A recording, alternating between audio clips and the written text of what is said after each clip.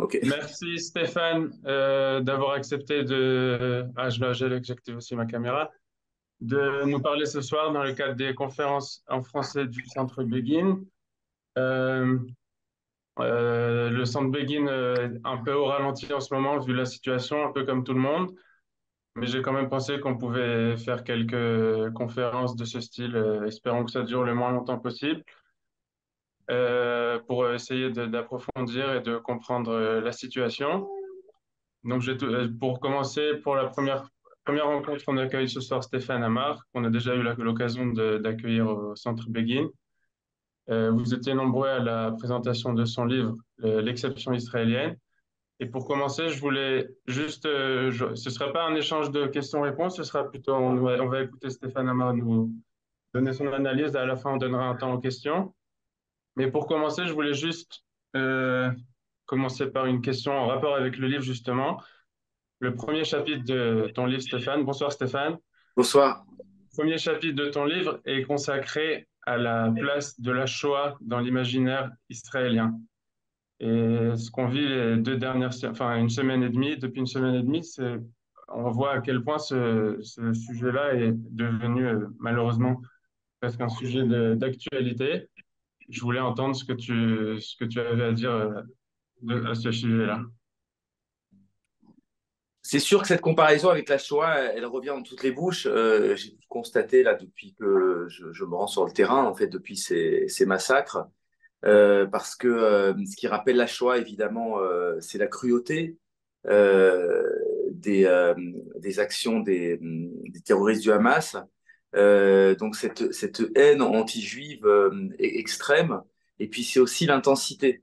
C'est-à-dire que en quelques heures, les terroristes du Hamas ont tué plus de gens que lors de la dernière intifada, qui avait été pourtant considérée comme un des épisodes les plus dramatiques de l'histoire d'Israël. Il y avait eu donc entre 2000 et 2004 un peu plus d'un millier de morts. Et là, on a déjà largement dépassé ces chiffres en seulement 6 ou 7 heures de massacre. Donc effectivement, ça rappelle la Shoah. Il y a quand même une différence de taille, une différence considérable, une différence fondamentale. Et ça, d'ailleurs, ça rejoint aussi ce que je dis dans le livre, au début du livre, c'est que cette fois-ci, on a un État et on a une armée. Donc ça change complètement, évidemment, la donne. Un État qui défend ses citoyens, un État qui est en train de mener une guerre à ceux qui ont agressé ces peuples.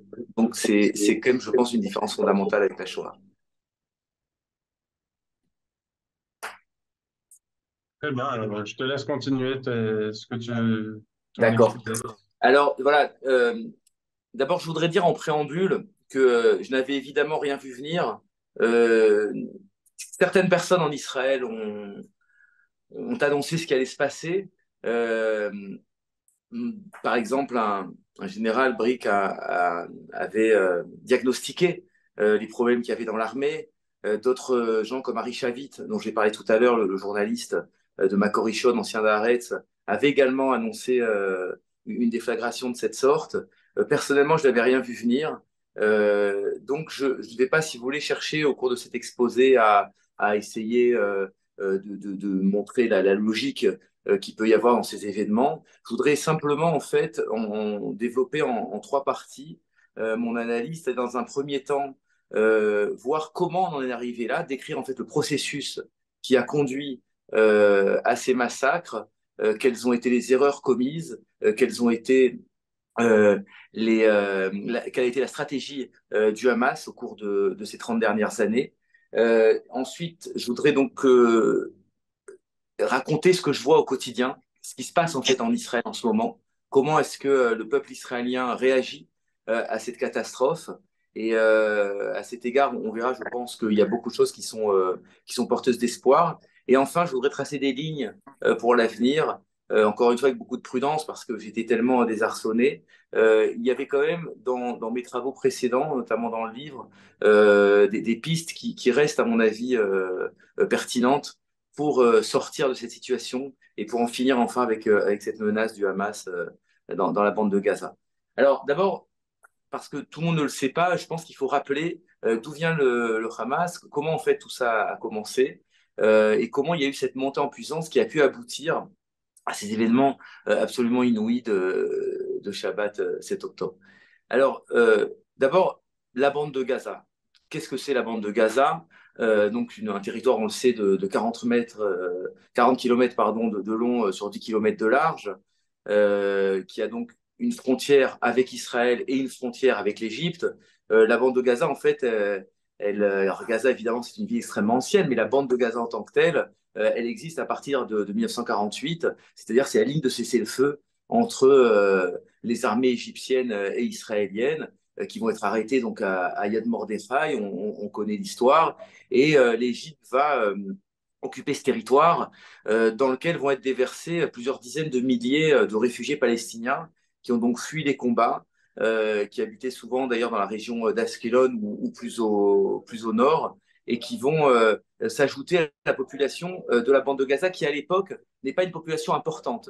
Il y a donc en 1948 environ 30 000 Palestiniens seulement dans la bande de Gaza, et ce qui va venir s'ajouter à cela, ce sont des réfugiés donc, qui habitaient dans le territoire d'Israël reconnu internationalement. L'Égypte va occuper la bande de Gaza donc jusqu'en 1967. Elle va entretenir et protéger des bases terroristes, donc c'est les fameux Fedaïn, qui vont mener des actions sanguinaires dans les années 50 vers déjà les kibbutz frontaliers de la bande de Gaza, vers les moshavim, les villes qui se trouvent dans ce qu'on appelle Otef Aza, les environs de la bande de Gaza. Ces attaques vont devenir tellement insupportables. D'ailleurs, il faut bien préciser qu'elles sont commises déjà à l'époque avec beaucoup de cruauté. Il y a des égorgements, il y a des corps démembrés, il y a des viols, etc. Il y a toujours ce modus operandi, mais il y a la protection de l'Égypte de Nasser envers ces groupes armés. Et donc la situation va devenir tellement insupportable qu'Israël donc, va mener des opérations dans la bande de Gaza. C'est la fameuse unité 101 d'Ariel Sharon qui va faire des incursions extrêmement courageuses, extrêmement audacieuses pour tenter d'enrayer ce terrorisme. Et en 1956, donc une opération d'envergure va être lancée avec le soutien de la France et de la Grande-Bretagne. Donc c'est la fameuse guerre de Suez.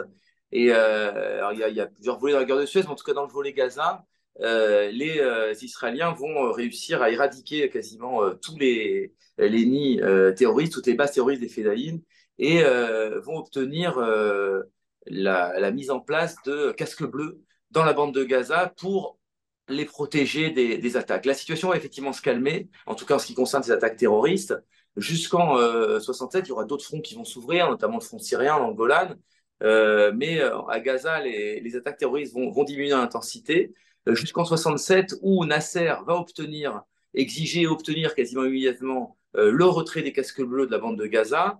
Et c'est donc la fameuse guerre des 6 jours, au terme de laquelle Israël va occuper la bande de Gaza, ainsi que tout le Sinaï, Jérusalem-Est, la Cisjordanie et le plateau du Golan. Qu'est-ce qui va se passer à ce moment-là dans la bande de Gaza à partir de 67? C'est l'âge d'or de la bande de Gaza. C'est-à-dire que les Égyptiens avaient maintenu dans la misère, dans la soumission, les Palestiniens de Gaza, et Israël va au contraire ouvrir cette frontière, va trouver dans la population de Gaza une main-d'œuvre bon marché pour son économie en plein développement, notamment le bâtiment et l'agriculture, et donc des dizaines de milliers de Palestiniens de Gaza vont entrer tous les jours en Israël. Et il faut bien comprendre qu'à ce moment-là, donc fin des années 60, années 70, début des années 80, la circulation des Palestiniens de Gaza est complètement libre.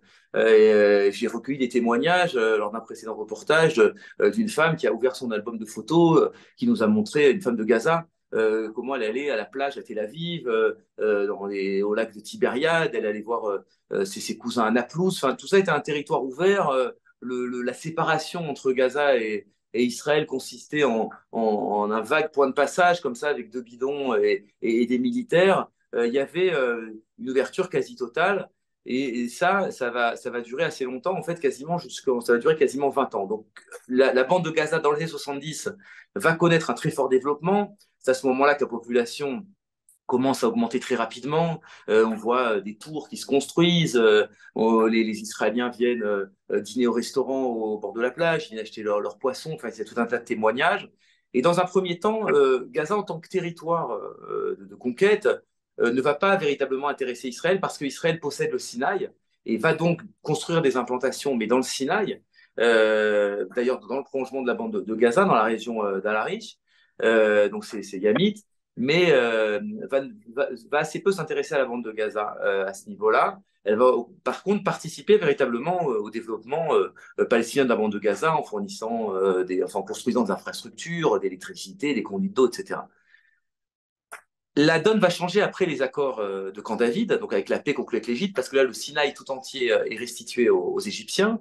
Les implantations israéliennes, donc du nord du Sinaï, d'ailleurs aussi du sud, sont démantelées.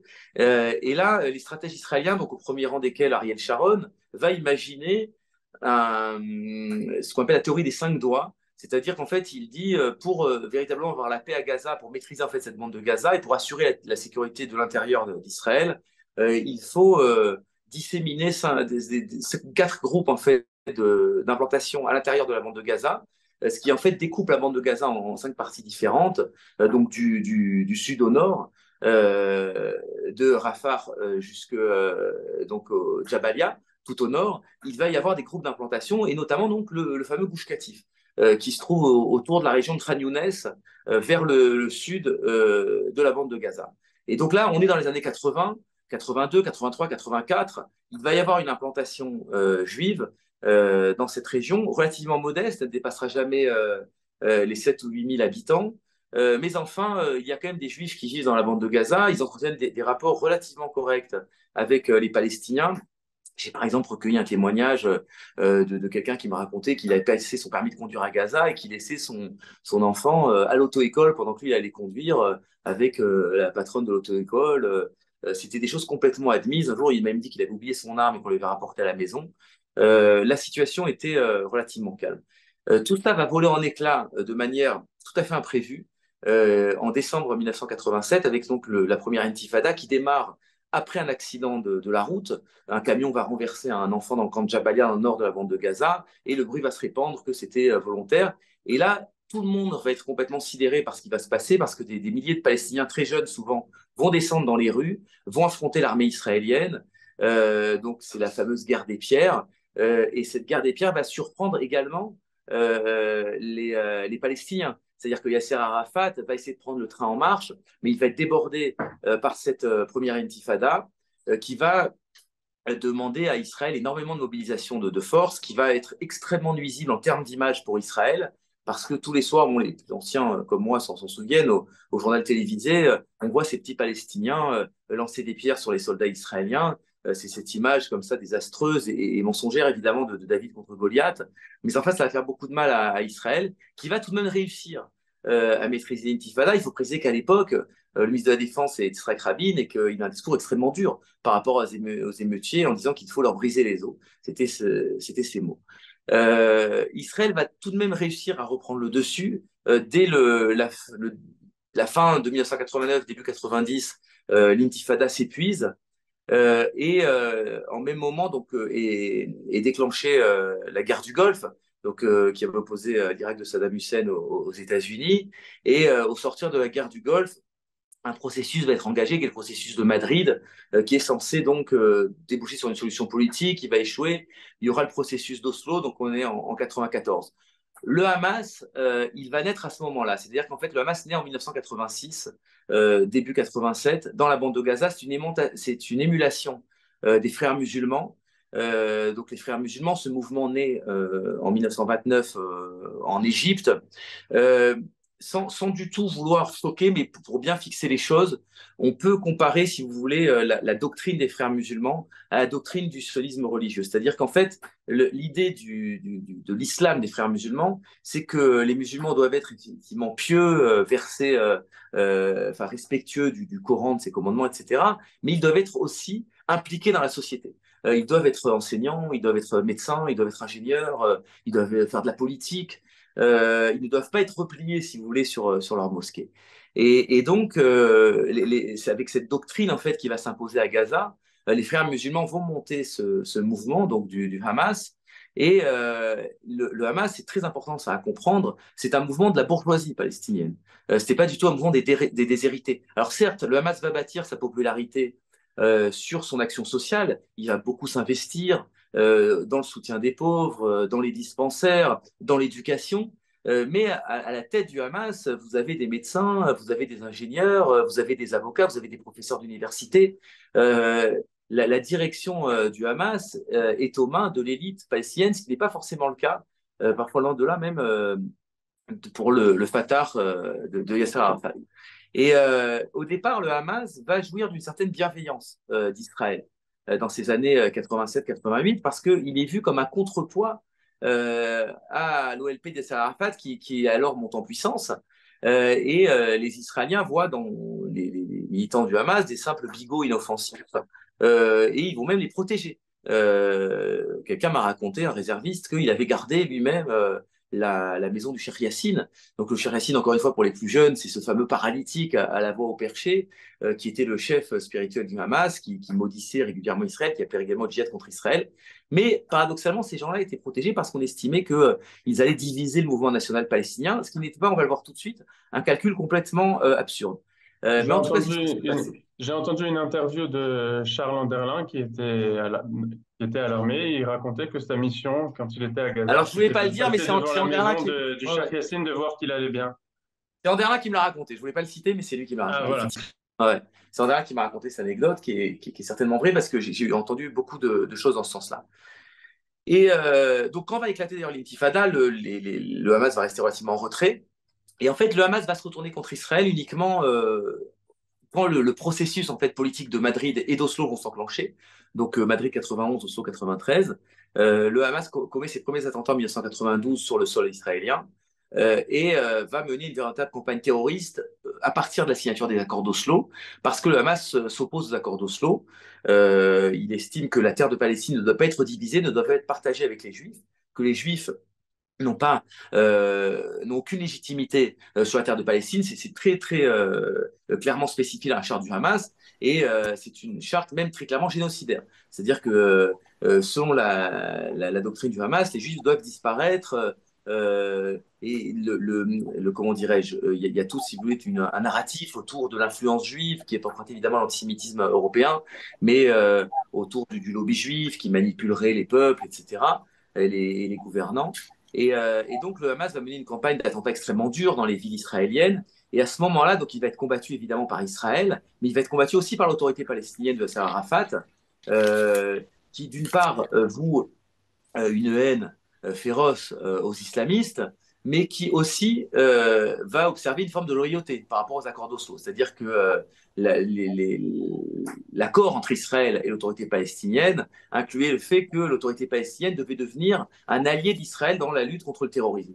Et effectivement, Yasser Arafat, dans ces années-là, donc on est en 95-96, va réprimer très durement les islamistes du Hamas, des arrestations, des exécutions sommaires, des tortures, des emprisonnements dans des caves sans lumière, etc.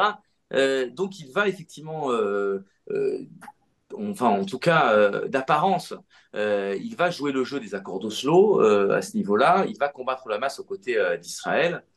Mais le Hamas va poursuivre quand même sa campagne terroriste qui va connaître une certaine accalmie au moment de l'arrivée de Netanyahou au pouvoir en 97-98. Et puis, c'est l'échec des accords d'Oslo en 2000. Et là, l'autorité palestinienne, donc on le sait, va se retourner contre Israël.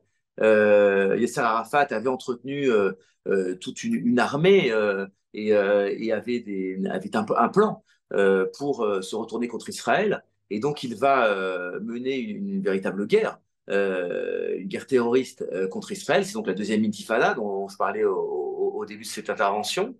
Et le Hamas va se joindre cette fois-ci à l'autorité palestinienne. Alors, pas au niveau opérationnel, chacun va mener ses actions de son côté, mais enfin, il va aussi continuer d'organiser une campagne d'attentats terroristes contre les civils israéliens. Et c'est la nouveauté de la deuxième intifada, il va commencer les tirs de roquettes vers le territoire israélien, donc vers Sderot. À l'époque, on parle de roquettes véritablement artisanales, mais qui font quand même du mal.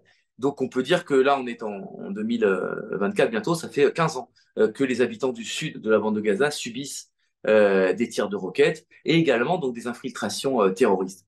Face à cela, donc Ariel Sharon va mener une répression extrêmement efficace, donc, notamment avec l'opération Rempart, et il va réussir à venir à bout du terrorisme palestinien, en tout cas du reste du Hamas en Cisjordanie. À Gaza, c'est plus difficile. Il y a encore des attentats jusqu'en 2004, 2005, des attentats très durs contre les civils qui habitent dans la bande de Gaza, donc je disais dans ces implantations, environ 7 à 8 000 personnes. Euh, et Ariel Sharon va estimer que le rapport démographique est trop défavorable. Et c'est là qu'il va élaborer sa théorie du retrait de Gaza. Alors, c'est un sujet en soi. Pourquoi est-ce que Sharon s'est retiré de Gaza? Il y a des livres entiers qui ont été consacrés à ça, parce que c'est lui-même, on l'a dit, qui avait imaginé la colonisation de Gaza, qui pensait que Gaza était un atout stratégique extrêmement important pour Israël. Or, il va orchestrer en quelques mois le retrait de l'intégralité des implantations de la bande de Gaza, donc des 7 000 habitants juste de la bande de Gaza. Il va le faire avec l'efficacité qu'on lui connaît, mais surtout avec la légitimité qui est la sienne. C'est-à-dire qu'il est perçu comme un chef de guerre, comme quelqu'un d'extrêmement intransigeant, et donc il peut imposer d'une certaine manière à, à la société israélienne, à l'armée israélienne, à la classe politique israélienne, il peut imposer ce retrait et il va le faire. Quel est en vérité, ça j'ai développé dans mon précédent livre, quel est le calcul d'Ariel Sharon? C'est que Sharon se dit, de toute façon, le rapport démographique nous est extrêmement défavorable, on sera jamais majoritaire ou même une minorité significative dans la bande de Gaza. Ce qui était peut-être à l'origine un atout sécuritaire est devenu un poids parce qu'il faut 3 soldats pour un habitant de la bande de Gaza pour assurer leur sécurité, encore une sécurité toute relative. Donc, je vais me retirer derrière la ligne de 48, la frontière internationale. D'abord, ça donnera quand même des gages à la communauté internationale pour montrer qu'on est prêt à certaines concessions et qu'on quitte la bande de Gaza. Mais en revanche, je ne signe pas d'accord avec l'autorité palestinienne pour que le crédit de ce retrait échoue au Hamas. Et ça va créer d'une certaine manière une dissension entre le Hamas et l'autorité palestinienne. Ça va diviser le monde national palestinien, c'était le calcul de départ en vérité, hein, donc quand le Hamas a commencé à éclore. Sharon est allé quelque part au bout de cette logique et il a donc opéré ce retrait. Et 6 mois plus tard, donc 6 mois après le retrait de Gaza, des élections libres en janvier 2006 sont organisées dans l'autorité palestinienne, donc à la fois à Gaza et en Cisjordanie. Et le Hamas va l'emporter très largement, mais surtout à Gaza, où il va récolter 75% des voix dans une élection parfaitement démocratique, sous monitoring international. Cette victoire électorale ne va pas être reconnue par la communauté internationale, qui va mettre en place des mécanismes pour continuer de financer l'autorité palestinienne sans que le Hamas puisse toucher ses fonds. Et donc le Hamas va, comment dirais-je, rester dans une forme de clandestinité et une guerre civile va s'en suivre donc en juin 2007 où là le Hamas va l'emporter à Gaza et va perdre en Cisjordanie et va s'emparer donc complètement de la bande de Gaza et depuis lors il n'y a pas eu d'élection donc le Hamas règne je dirais en mouvement autoritaire, dictatorial sur la bande de Gaza depuis lors. Qu'est-ce que va faire le Hamas dès qu'il a chassé le Fatah et donc les Israéliens 2 ans auparavant de la bande de Gaza? Il va commencer à améliorer, à perfectionner son équipement, à perfectionner ses roquettes, par notamment la frontière avec l'Égypte, qui est très poreuse, où il y avait beaucoup de tunnels, il va faire entrer des matériaux, et donc il va lancer quelques mois plus tard une offensive contre Israël en décembre 2008. Donc c'est, je crois, plomb durci, la première opération contre Israël, où là, Israël a quand même très largement le dessus, euh, mais ne va pas aller jusqu'au bout. Et ça, je dirais que c'est sans doute la première erreur d'Israël, c'est qu'à ce moment-là, l'ennemi était à la portée d'Israël. Ce n'était pas du tout le mouvement que c'est aujourd'hui. C'était un mouvement qui commençait à se constituer en tant que groupe armé. Mais Israël n'a pas voulu, pour des raisons que je vais développer un peu plus tard, n'a pas voulu déstabiliser complètement le Hamas et a arrêté l'opération, a accepté une trêve. Rebelote, 4 ans plus tard, en 2012, cette fois-ci le Hamas est toujours un mouvement faible et Israël, en revanche, va mener une campagne extrêmement efficace avec très très peu de pertes du côté israélien, et encore une fois le Hamas à sa portée, et va accepter tout de même une trêve et va reculer. Même chose encore 2 ans plus tard, où cette fois-ci la guerre est beaucoup plus dure, parce qu'à chaque fois, si vous voulez, le Hamas améliore ses capacités balistiques, menace de plus en plus profondément les Israéliens à l'intérieur. Mais encore une fois, en 2014, Israël décide de ne pas aller jusqu'au bout alors qu'il avait opéré une opération terrestre, il a engagé une opération terrestre, mais décide tout de même de laisser le Hamas en place. Pourquoi? Parce que le calcul de Netanyahou est le suivant, c'est de dire, bon, c'est une frontière, c'est une menace certes à nos portes, mais enfin, on est séparés d'eux par une barrière infranchissable. On va donc consolider cette barrière, c'est ce qui a été fait d'ailleurs ces dernières années. On va la faire de plus en plus haute, de plus en plus profonde dans le sol pour qu'il ne puisse plus creuser de tunnels et de mieux en plus équipés au niveau électronique. Nous maîtrisons la technologie, nous maîtrisons le renseignement, nous savons ce qui se passe dans la bande de Gaza. Et finalement, ces roquettes, on a un système extrêmement perfectionné qu'on vend d'ailleurs très cher à l'étranger pour intercepter les roquettes. Donc, elles feront tout de même très peu de morts. C'est un instrument de dissuasion. Ils finiront par se lasser. Ils verront que ça leur coûte beaucoup plus cher que ce que ça peut leur rapporter. Et on va instaurer une forme de statu quo qui débouchera probablement un jour ou l'autre, soit sur une trêve de longue durée, soit même peut-être sur un accord politique. C'était ça, si vous voulez, le calcul de Benjamin Netanyahou, qui se disait, mais si au contraire, je vais jusqu'à la déstabilisation du Hamas, qu'est-ce qui viendra après? Peut-être le djihad islamique, peut-être l'anarchie. Donc, mieux vaut s'en tenir là. Et finalement, son calcul, je reconnais vraiment très humblement, c'est un calcul que je trouve assez juste. Son calcul semblait fonctionner jusqu'à il y a 10 jours. C'est-à-dire que le Hamas était plus ou moins tranquille. Il y avait de temps en temps des manifestations. Alors, il y a eu une vague de manifestations, on vient en 2018, après l'installation le transfert de l'ambassade américaine à Jérusalem. Mais le calme régnait relativement à cette frontière. C'était 2 millions de Palestiniens qui étaient gérés, administrés par le mouvement islamiste, financés par le Qatar. Israël autorisait les fonds du Qatar à arriver dans la bande de Gaza pour subvenir aux besoins de la population, ce que en tout cas pensait Israël. Et donc, encore une fois, jusqu'à il y a 10 jours, c'était ce qui prévalait. Je dois dire que il y a enfin, 3 ou 4 jours avant les événements, j'ai envoyé une proposition de reportage à Arte en expliquant que le Hamas avait conclu un accord avec Israël, indirectement bien sûr, mais avait conclu un accord où il s'engageait de retirer de cesser les manifestations à la frontière, manifestations qui étaient extrêmement inoffensives par rapport à ce qu'on a pu voir évidemment le 7 octobre. Donc en échange de l'arrêt des manifestations, il demandait plus de visas de Palestiniens pour aller travailler en Israël, parce qu'Israël, donc l'année dernière, a accordé 20 000 visas, 20 000 permis de travail journaliers aux Palestiniens pour qu'ils viennent travailler dans le bâtiment ou dans l'agriculture en Israël. Et donc le Hamas semblait jouer un jeu de l'apaisement. C'est en tout cas moi vraiment ce que j'ai cru, et je pense que le gouvernement aussi s'est laissé piéger, s'est laissé endormir par, par cette stratégie du Hamas, penser qu'on en avait fini quelque part avec la bande de Gaza, et vraiment je m'en repens. Je l'ai aussi beaucoup dit, je l'ai écrit, je l'ai dit, et j'étais persuadé que le Hamas effectivement avait changé de stratégie et qu'il pensait qu'il était tombé sur plus fort que lui. Donc voilà, pour cette première partie, comment est-ce qu'on en est arrivé là? C'est effectivement par naïveté, par sans doute suffisance, par mauvaise lecture de l'histoire, comme si le mouvement islamiste allait renoncer à son rêve d'éradication du peuple juif, de reconquête de l'intégralité de la Palestine, comme si tous ces milliards qui étaient investis par l'Iran et par le Qatar à Gaza ne devaient servir qu'au bien-être de la population, comme s'ils avaient accepté l'existence d'Israël.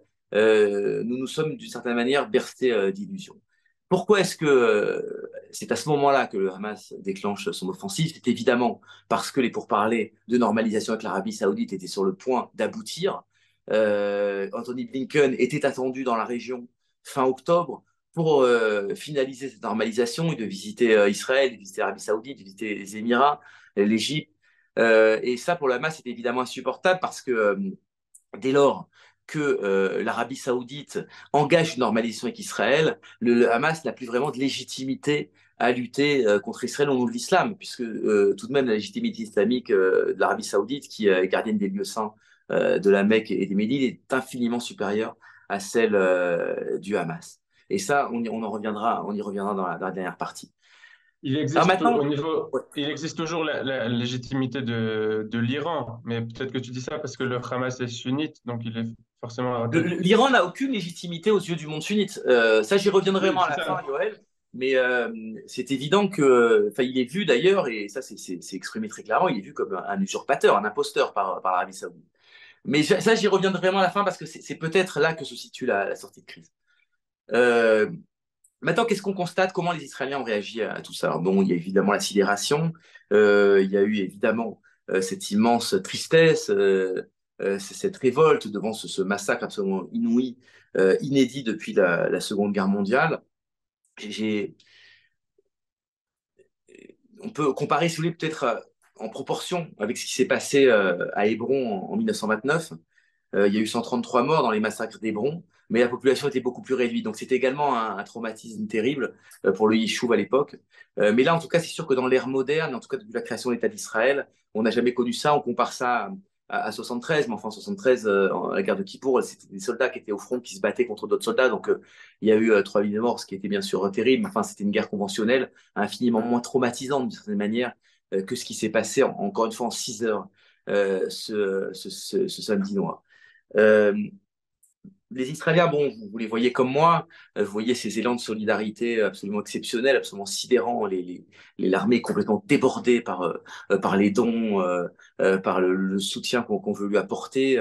Je me suis rendu à Tel Aviv, il y a une salle des expositions, mais gigantesque, avec des milliers et des milliers de volontaires qui viennent pour aider, pour trier des vêtements, pour récolter de la nourriture. Il y a toutes sortes d'initiatives. On m'a raconté cet après-midi que il y a des élèves de l'école de surf de Tel Aviv qui sont allés chercher les réfugiés de Sderot qui sont dans les hôtels à Tel Aviv pour les amener sur la plage et leur apprendre à faire du surf. Enfin, c'est vraiment une solidarité tous azimuts.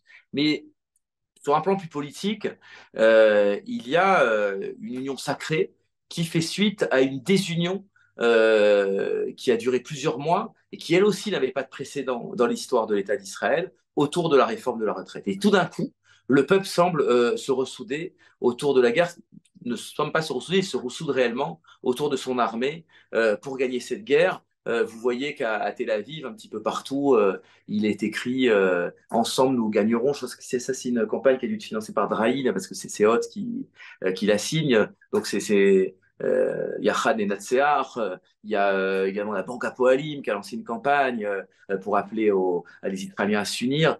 Là-dessus, il y a, si vous voulez, pas l'épaisseur d'une cigarette, je dirais, dans la société israélienne. Il y a évidemment, c'est traduit dans le gouvernement d'urgence qui a été créé.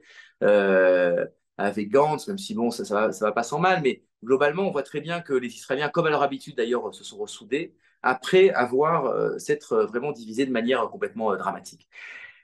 Et ça, évidemment, ça ne peut que nous réjouir. Alors, je ne rentrerai pas, si vous voulez, dans cette dimension métaphysique qui consiste à savoir est-ce que c'est cette désunion qui a provoqué cette catastrophe à Gaza, parce que je n'en sais absolument rien.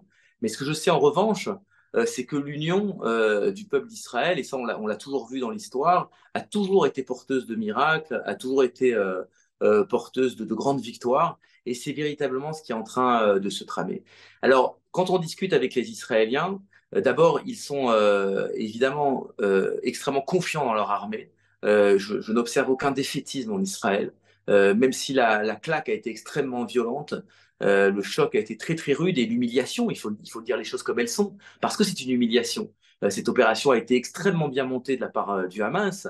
Euh, Elle a été pensée depuis de longs mois. Elle est passée sous les radars des services de sécurité israéliens qui se vendent d'être les meilleurs au monde, qui vendent leur expertise dans le monde entier et qui vont devoir vraiment faire profil bas dans les prochains mois, dans les prochaines années. Donc c'est l'armée aussi. Alors même si il reste beaucoup évidemment à apprendre tout ce qui s'est passé, il semblerait tout de même que l'armée soit intervenue assez rapidement, sinon le massacre aurait été d'une ampleur encore plus épouvantable. Mais il y a eu des combats très durs. Je me suis rendu hier là-bas à la frontière. On voit des motos dans les fossés, on voit beaucoup de corps de terroristes palestiniens sur le bas-côté. Donc il y a dû avoir des combats extrêmement durs assez tôt ce samedi matin, mais comme ils étaient tellement nombreux, ils ont réussi à déborder les forces de sécurité. Mais c'est une humiliation, il ne faut pas se le cacher, qu'il faudra surmonter. Mais malgré tout ça, on voit bien qu'il n'y a aucun doute des Israéliens et il y a une mobilisation tout à fait spectaculaire parce que les avions sont pleins de réservistes qui reviennent en Israël pour combattre aux côtés de leurs frères. Alors, qu'est-ce qui peut se passer maintenant militairement? Comment est-ce qu'Israël peut reprendre le dessus? D'abord, on le voit, Israël n'est pas pressé d'entrer, de faire une opération terrestre parce qu'elle serait forcément plus coûteuse en vie humaine que les bombardements. Il y a un secret total, bien sûr, qui entoure tout ce qui se passe. Les journalistes, et c'est pas forcément systématique, les journalistes ont été interdits d'entrer à Gaza, les journalistes étrangers, donc il n'y a que des journalistes palestiniens qui peuvent documenter ce qui s'y passe. Il y a eu déjà des victoires, des éliminations assez significatives de chefs du Hamas. Vous savez que donc les miliciens du Hamas ont construit un réseau souterrain qu'on appelle le métro là-bas à Gaza, un réseau de tunnels qu'Israël va essayer de démanteler, probablement avec des bombes donc, qui ont été développées ces dernières années qui permettent de percer le sol. Les Israéliens ont reçu un appui franc et massif des Américains au niveau opérationnel, au niveau militaire, avec ces deux porte-avions qui sont arrivés à proximité d'Israël pour soutenir l'opération israélienne. Donc de ce côté-là, même si on ne peut pas en dire grand-chose, on a toutes les raisons d'être confiant. J'ai parlé tout à l'heure avec Ari Shavit, qui est de mon point de vue, le plus grand journaliste israélien, qui est un ancien d'Haaretz et qui maintenant collabore à Makor Rishon. Et Shavit me disait, en fait, ce qui pourrait rétablir la position israélienne, c'est un nouvel Entebbe. C'est-à-dire, c'est une opération complètement spectaculaire qui montre à la face du monde qu'Israël n'a pas perdu sa maîtrise, n'a pas perdu sa vista, si on veut, et est capable de triompher de ses ennemis. Le Hamas, c'est 20 000 miliciens. L'armée d'Israël, c'est avec les réservistes quasiment à l'heure actuelle 400 000 soldats en armes. C'est une technologie extrêmement avancée qui tout ne s'est pas effondré. Si vous voulez, faut savoir garder les proportions. Tout ne s'est pas effondré avec ce qui s'est passé le 7 octobre. Les Israéliens gardent des ressources absolument considérables. Ça reste une des armées les meilleures, les mieux entraînées au monde. Et donc, une victoire est tout à fait envisageable. Maintenant, et c'est ma dernière partie, quelle va être la suite des événements en cas, et certainement, on va dire, dans l'hypothèse quasiment certaine d'une victoire israélienne. Alors, d'abord, ce qu'il faut constater, ça c'est complètement nouveau, c'est que l'attitude du monde a changé. Et alors, certes, quand plus les images de Gaza vont nous parvenir, d'enfants morts, de civils, enfin tout ce qu'on connaît, plus le soutien occidental va s'effriter, ça c'est évident. Je ne pense pas le soutien américain, en tout cas le soutien européen, on voit déjà de part et d'autre des signes avant-coureurs. Mais tout de même, on voit bien qu'on est là dans quelque chose de complètement différent et que les Européens comprennent, après les Américains, que cette guerre est la leur que immédiatement après les massacres de Gaza, les terroristes islamiques de même obédience ou d'obédience un peu différente ont frappé en France. Et donc ça crée, si vous voulez, une situation complètement différente. On sent bien qu'on est rentré dans une forme, je ne sais pas si c'est une guerre mondiale, c'est une forme de guerre mondiale. Il y a une mondialisation du conflit avec un axe donc, qui oppose les pays occidentaux, le monde libre d'une certaine manière, à la Russie, à l'Iran, à la Syrie, au Hezbollah et à Gaza avec des pays comme la Turquie et le Qatar qui ne sont pas positionnés encore clairement. Et ça va tout changer évidemment, parce qu'Israël finalement est en train de porter le combat du monde libre. Il reçoit énormément d'encouragement et il y a quelque chose de nouveau qui va se dessiner d'une certaine manière dans le monde. Ça, c'est une première chose et je pense que c'est extrêmement important. Maintenant, l'objectif affiché du Hamas, pardon, d'Israël, c'est d'éradiquer le Hamas. C'est d'en finir avec le mouvement palestinien. Certains disent la branche armée, certains disent le Hamas dans son ensemble. Encore une fois, c'est un objectif qui est à la portée d'Israël. Mais que va-t-il se passer ensuite? Le, Harry Shavit, avec qui je parlais tout à l'heure, me disait c'est sûr que la solution à deux États n'a aucun avenir, ça fait des années que j'en suis convaincu, mais on ne peut pas non plus réoccuper Gaza et administrer 2 millions de Palestiniens. Ils me disent ce qu'il faudrait, c'est faire exactement ce qu'on a fait avec le nazisme. Il y a énormément de points communs, bien sûr, avec ce qui s'est passé dans la Deuxième Guerre mondiale. Il faudrait éradiquer le nazisme, d'une certaine manière désidéologiser les Palestiniens et trouver un Adenauer palestinien qui reprenne en main la bande de Gaza et entame un processus de rapprochement avec Israël, en finisse avec ce conflit qui a largement assez duré. Donc on peut imaginer que dès à présent, et ça c'était déjà dans l'air avant cette déflagration, qu'il y a des interlocuteurs palestiniens qui sont choisis par Israël, avec qui Israël discute, et qui pourront, le moment venu, reprendre en main la bande de Gaza et instaurer une coexistence pacifique avec Israël. Il n'y a, je pense, en tout cas, pas d'autre solution. Il est évident que les rêves que certains peuvent nourrir d'extermination des Palestiniens ou de déplacement massif en Égypte, même si je pense qu'il y aura quelques dizaines de milliers de Palestiniens qui iront en Égypte, je pense que tout ça est... Encore une fois, bon, tout est possible dans cette région, on l'a bien vu, mais enfin, tout ça paraît un peu irrationnel. Ce qui paraît le plus rationnel pour l'instant, c'est cette hypothèse d'une reprise en main de la bande de Gaza par une autorité palestinienne débarrassée, je dirais, tous ces démons. Là-dedans, et je terminerai par ça, évidemment, entre l'Arabie Saoudite, parce que l'Arabie Saoudite a gelé immédiatement, bien sûr, le processus. Elle ne pouvait guère faire autrement. On imagine mal une normalisation qui se déroulerait sous le bombardement de Gaza. Il est évident que cette normalisation, comme toutes les autres normalisations du monde arabe, se serait faite contre les opinions arabes, qui gardent une très forte antipathie contre Israël, à cause notamment du système éducatif et du système médiatique qui nourrit cette haine, des chaînes comme Al Jazeera, les réseaux sociaux, etc. Le rapprochement entre Israël et les pays arabes, de mon point de vue, n'est pas remis en cause, parce qu'il y a de l'intérêt évidemment des pays arabes qui ont bien compris, il y a l'intérêt des États-Unis qui poussent à ce rapprochement. Et donc, je pense que les Arabes, l'Arabie Saoudite va poursuivre ce rapprochement avec Israël, d'autant que elle a, et ça même si c'est pas exprimé clairement, extrêmement mal vécu ce qui s'est passé, parce qu'elle a été victime d'une certaine manière d'une manipulation iranienne pour l'empêcher de se rapprocher d'Israël. Donc l'Iran qui a aidé le Hamas à s'entraîner et qui a aidé à déclencher cette opération et qui craignait comme la peste que l'Arabie Saoudite signe ce rapprochement avec Israël, parce qu'encore une fois, ça changerait complètement la géopolitique de la région. Et là, l'Arabie Saoudite pourrait effectivement aussi, elle, parrainer d'une certaine manière, encadrer, financer cette nouvelle bande de Gaza qui serait aux mains d'un gouvernement prêt à coopérer avec Israël. Donc voilà, c'est à peu près, si vous voulez, de mon point de vue en tout cas, la photo qui se dégage. Donc j'espère qu'on a bien compris en fait d'où venait ce problème, comment est-ce qu'on a pu se laisser prendre finalement, au-delà évidemment de l'échec stratégique du samedi 7 octobre, comment est-ce qu'on a pu laisser le Hamas monter à ce point-là en puissance, comment est-ce qu'on a pu se laisser surprendre à ce point-là, certainement par irénisme, et je suis le premier à confesser ce défaut. Mais en tout cas, voilà, je pense que la prise de conscience est déjà engagée, la reprise en main ne va pas tarder, et j'espère que l'horizon va à nouveau se dégager comme je le pensais il y a à peine 10 jours. Merci beaucoup, Stéphane. Euh, Avant de laisser quelques questions au public, j'ai noté quelques points. D'abord, est-ce que tu as une explication sur l'échec total des renseignements sur ce qui s'est passé?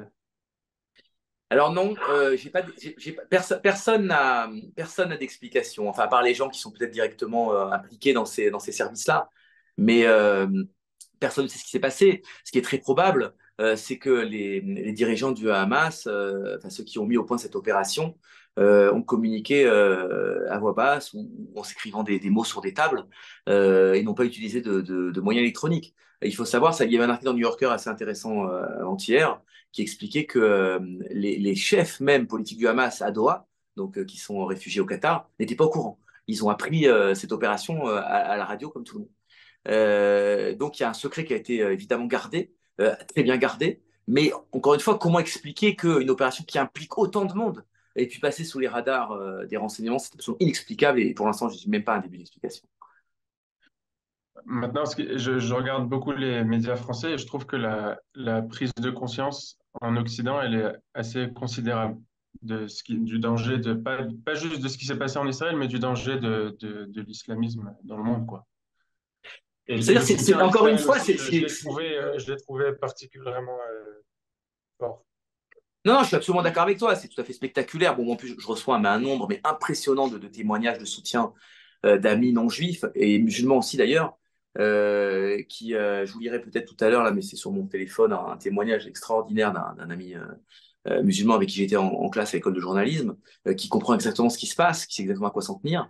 Euh, Si vous voulez, c'est exactement comme avec le nazisme. C'est-à-dire que il y a des Churchill dans cette histoire. Il y a des gens qui prévenaient depuis des années de ce qui allait se passer. Et qui disaient c'est maintenant qu'il faut attaquer.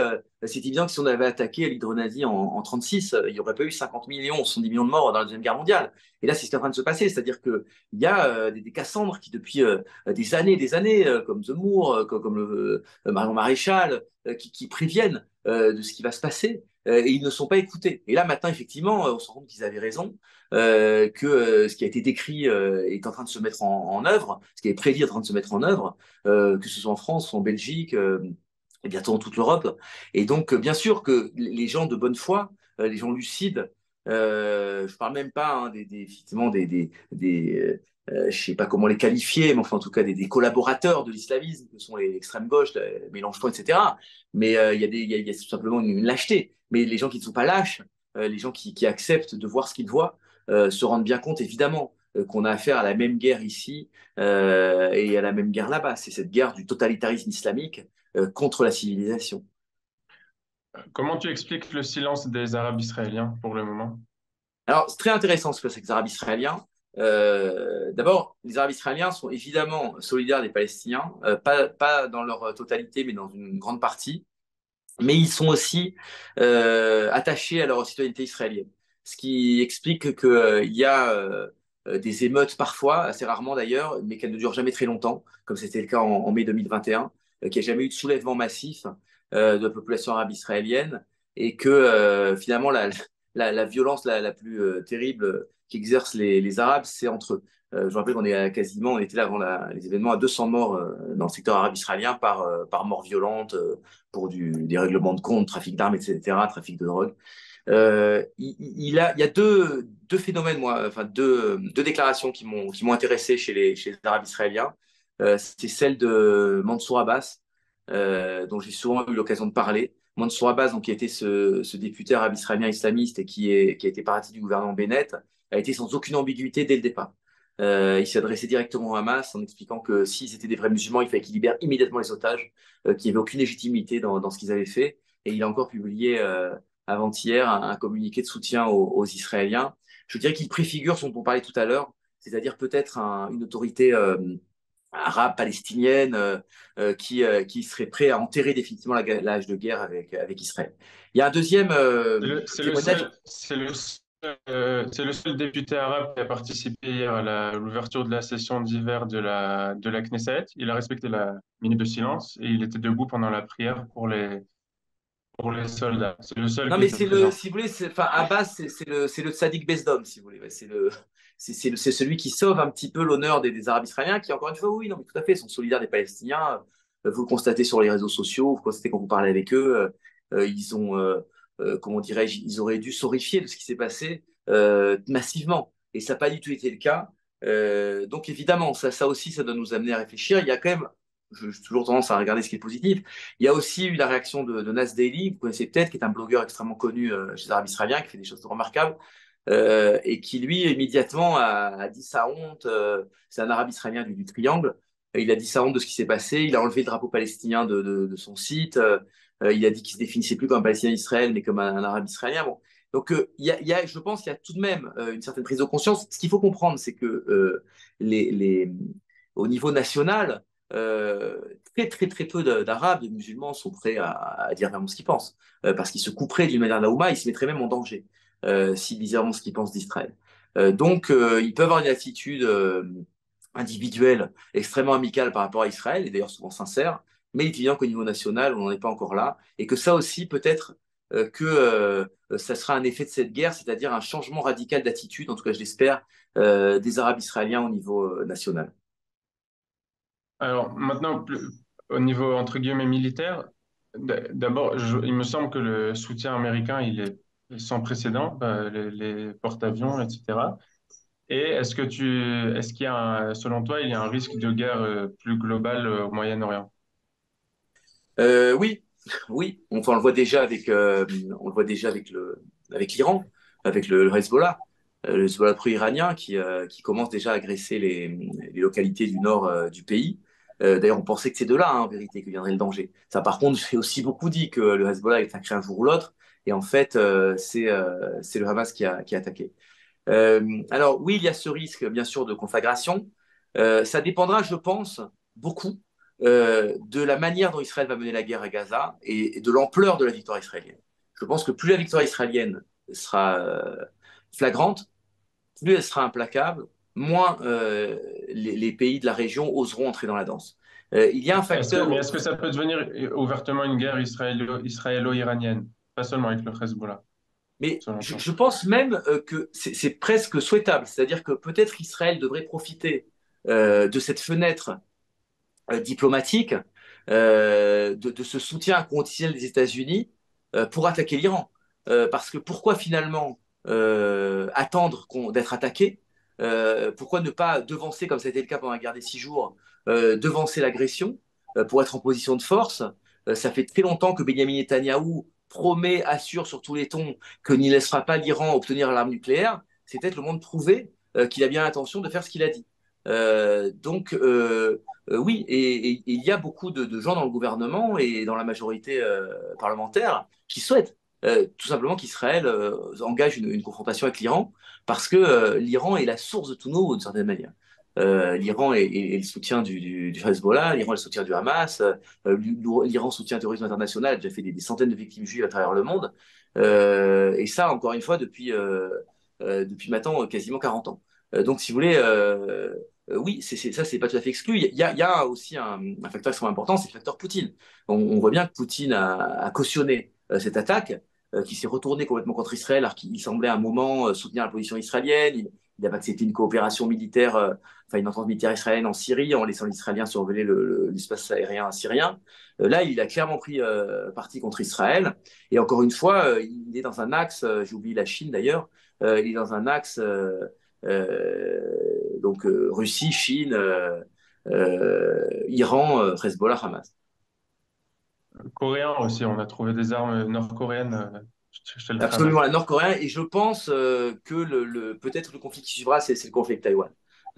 Taïwan, qui est une authentique démocratie, une démocratie d'ailleurs exemplaire, et qui a maille à partir avec une dictature euh, quasi totalitaire qui est maintenant la Chine de Xi Jinping. Maintenant, au niveau plus politique, deux questions. Comment tu vois le refus de Yair Lapid de rentrer au gouvernement? Et comment tu J'ai vois le jour d'après, les responsabilités politiques, etc. J'ai pas tellement d'opinion sur la piste. Je avoue que je connais mal la politique israélienne. J'imagine que il y a aussi des calculs politiciens qui sont derrière tout cela. Maintenant, le jour d'après, bon, je vois mal comment Benjamin Netanyahu peut se maintenir au pouvoir. Il doit assumer, je pense, la plus Stéphane? grande. Ouais, vous m'entendez? Allô? Vous Oui, m'entendez? oui. Oui. Ouais, je vois mal comment il peut se maintenir au pouvoir. C'est-à-dire qu'il doit assumer le plus grand fiasco sécuritaire de l'histoire d'Israël. Bon, tout le monde a certainement vu ici On n'entend plus. ce général. Ah, vous m'entendez pas là? Vous m'entendez plus?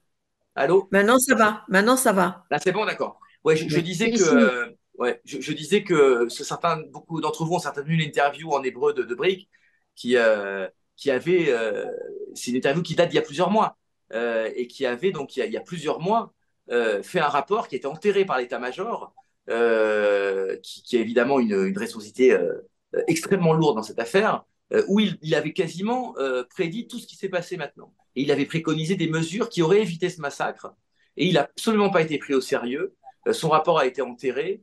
Il a été méprisé par l'ensemble des responsables politiques, alors qu'il avait raison. Et ça, évidemment, que ça va devoir être assumé par Benjamin Netanyahu et par son gouvernement. C'est un gouvernement, il faut quand même le rappeler, qui est arrivé au pouvoir avec un agenda essentiellement sécuritaire, en expliquant que le gouvernement précédent de Bennett avait failli et que ce gouvernement allait ramener l'ordre. Or, il n'y a jamais eu autant d'attentats depuis plusieurs années en Cisjordanie que depuis que ce gouvernement est au pouvoir, et il n'y a jamais eu un fiasco d'une ampleur euh, de celle du massacre de samedi. Et ce qui est surtout très important, c'est que ce fiasco, il est dû à un manquement des services des renseignements, à un manquement des services de sécurité. Et ça, évidemment, Benjamin Netanyahu devra en répondre en tant que chef de l'État. Est-ce qu'il pourra se maintenir au pouvoir? Je ne pense pas. Je pense qu'il devra aller, après ces événements, vers une dissolution de la Knesset et de nouvelles élections. Selon les sondages, il ne pourrait pas se maintenir au pouvoir. Il a des sondages qui sont absolument exécrables. Bon, évidemment, ça peut changer, hein. La politique est très mouvante. Mais je pense que un nouveau gouvernement, un nouveau type de gouvernement va émerger de cette conflagration. Merci beaucoup. Merci beaucoup à tous Merci. d'avoir été présents. Merci beaucoup, Stéphane. Et Merci. à bientôt pour À d'autres bientôt. Au soirées du revoir. Shift Private. Bonsoir à tous. Merci. Merci beaucoup, Yael.